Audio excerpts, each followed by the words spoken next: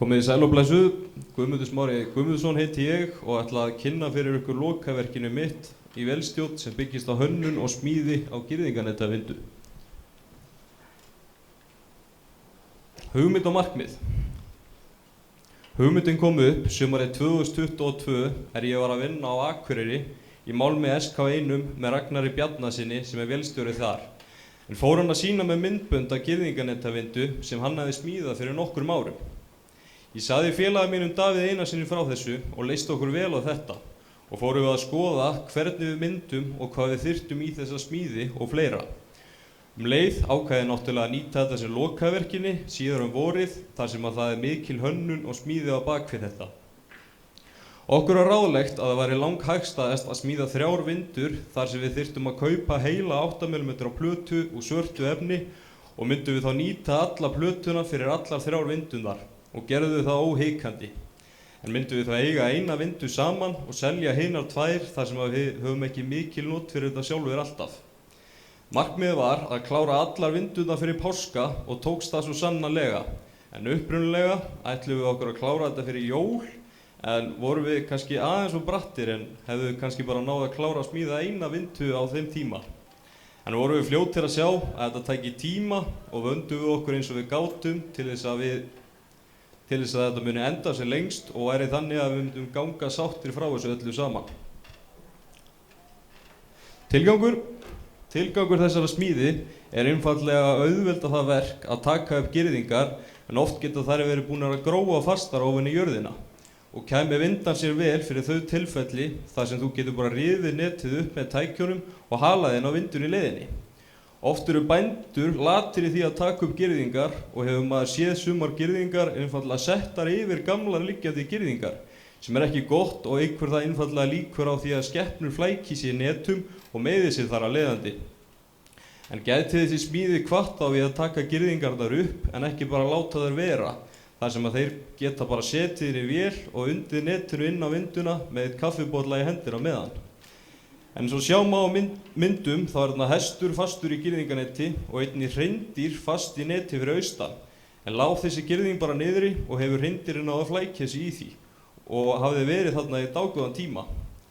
Einnig gæti þessi smíði komið sér vel fyrir verktaka sem að leggja hitaveitu eða ljósleiðir í bæi þar sem oftast þurfa þeir að fara yfir jarðir hjá fólki og þurfa þar að leiðandi að taka niður girðingar og setja þær svo aftur upp þegar allt annað klárt. En með þessu getur þeir sparað heilan mann í vinnu og selt út á tækið í leiðinni. En geta þeir bara tekið netið upp með vindunni og nota það svo aftur þegar allt annað klárt. En eins og sjá má á myndbandi hérna eftir að það liggur við að netið verður betur og rúllaði nýtt. Tekník. Ég teiknaði upp vinduna í 3D í Fusion 360 forritinu en tók það þó nokkur tíma þar sem að maður reyndi að láta þetta líta út eins og raunverulega og maður gat en eins og til dæmis Eurofestingarnar voru nokkuð tíma freknar að teikna en hafðist þetta allt á endanum og kom bara vel út eins og sjá má hér á myndum. En hérna má svo sjá fleiri myndir en sést hérna framan af vinduna og aftan á hana og svo vinstri og hægri hlið. Hönnun og smíðin. Við byrjum á því að panta efni í smíðin en var það heil 8 mm plata og 36 metrar af 60 x 60 x 5 mm prófílum. En voru einnig pantaðar legur úr fálkanum í leiðinni en fengum við ráðgjöf frá Páli Sighvatssyni hvað þetta panta þar sem hann mikill legu sérfræðingur og voru pantaðar 6 búkkalegur fyrir 40 mm öxul og svo heil 3 HRC crosstengi fyrir 25 mm og 40 mm öxul.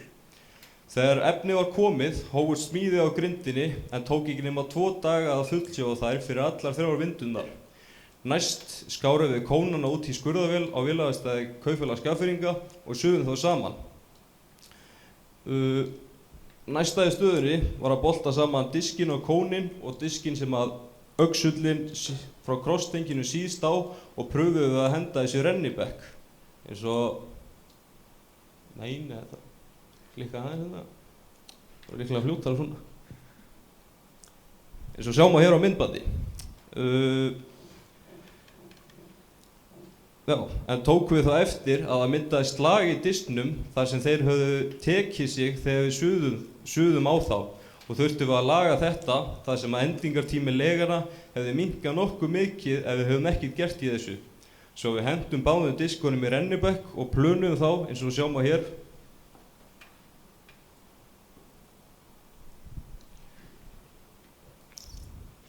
Já, eins og sjáum á hér á myndböndunum. En einnig hérna mynd af því þegar við græjuðum kýlspor í alla 3 öxlana sem fara í krosstengið. Við vorum fastir á því að klussarótorar væru langgáfulegasti kosturinn til að snúa vindunum, þar sem fátt sem ekkert getur bilað í þeim og myndum við svo bara græja slöngur sem við fengum frá Stebba Gauk, frá vökvakistunni á vélinni og í rótorinn sem sagt. Við fengum rótorana 3 gefins sem höfðu verið notaðir til að keyra löng og stór færibönd á millidekkjum skipa Fisk Seafood. En fengum við einn úr Arnari H1, einn frá Haraldi Birgisinni sem gaf okkur einn í vinklana undir vindunar, en var svo einn rótor til á vélaverkstæði Kaupfélags Skagfirðinga sem við fengum en voru allir rótorarnir málaðir og gerðir upp. Næst var allt til reiðu að stilla legurum upp. Núna kemur þetta rétt. Aða. Næst var allt til reiðu að stilla legurum upp eins og sjáum á myndinni hérna, en var mikilvægt að ná þeim réttum. Við smíðum svo klemmuna sem má sjá hérna á myndbandi úr ryðfríu efni. En heldur hún kóninum uppi á hinum enda grindarinnar þar sem hún boltast á hana, en höfðuðu hana á 2 liðum svo það var í þægilega að opna hleran. Á myndbandinu hérna má svo sjá þegar við tengdum dælustöð á rótorinn og pröfuðum að sjá hvernig þetta allt funkeraði og virkaði þetta bara vel eins og sjá má.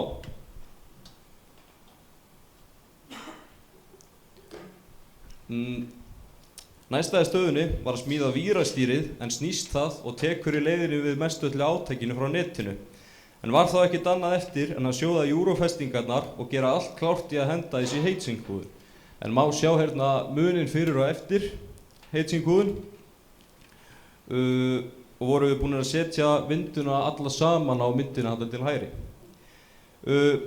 Já, við vorum nú ekki lengi að hugsa okkur að setja vindunar í húðun, en heitsingkúðun einhver öflugasta ryðvörð sem til reiknuð við með að við verstu aðstæður eins og við suðurströnd Íslands, þá ætti síngkúðun að endast í 25 til 45 ár á vindunum. Vindunar þyngjast aðeins eftir húðun, en verð á síngkúðun reiknuð á þyngd stykkjana eftir húðun og var hver og ein vinda eftir húðun eitthvað í kringum 250 kílógrömm.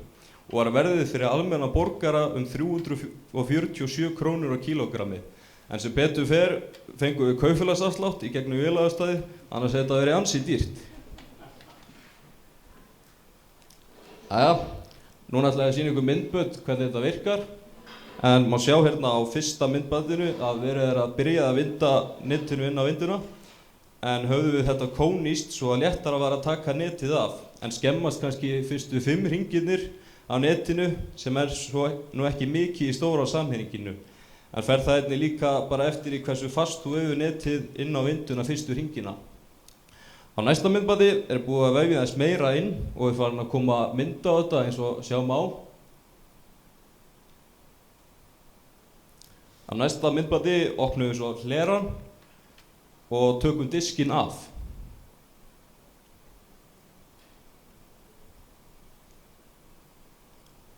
Hérna má svo sjá netið og sjáum við þið náttúrulega að þetta lítur bara betur út en nýtt.